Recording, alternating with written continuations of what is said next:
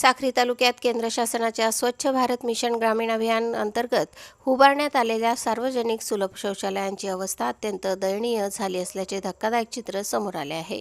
गावांना हागणदारीमुक्त करण्यासाठी कोट्यवधी रुपयांचा निधी खर्च करून बांधण्यात आलेली शौचालये आता उपयोगाऐवजी केवळ शोभेच्या वस्तू ठरत आहेत।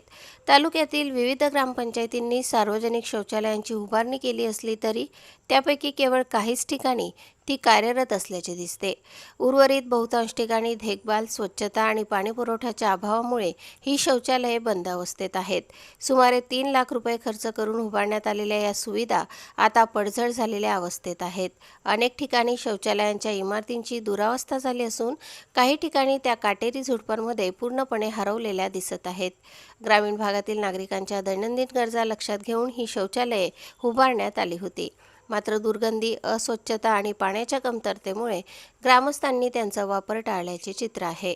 यामुळे योजनांचा उद्देशच फोल ठरत असल्याची टीका होत आहे।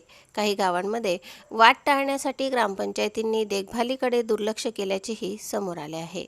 गाव हागणदारी मुक्त करण्यासाठी राबविण्यात आलेल्या योजनांवर कोट्यवधींचा खर्च झाला तरी प्रत्यक्षात त्याचा लाभ नागरिकांपर्यंत पोहोचलेला नाही। स्थानिक पातळीवर देखभाल यंत्रणा नसल्याने आणि नियमित स्वच्छतेकडे दुर्लक्ष झाल्याने ही स्थिती निर्माण झाली आहे। दरम्यान नागरिकांकडून शासनाने केवळ निधी मंजूर न करता प्रत्यक्ष अंमलबजावणी आणि देखभालीवर कठोर नियंत्रण ठेवावे अशी मागणी होत आहे। अन्यथा मोठ्या प्रमाणावर निधी खर्च करूनही ग्रामीण स्वच्छतेचे उद्दिष्ट अपूर्णच राहील अशी भीती व्यक्त केली जात आहे।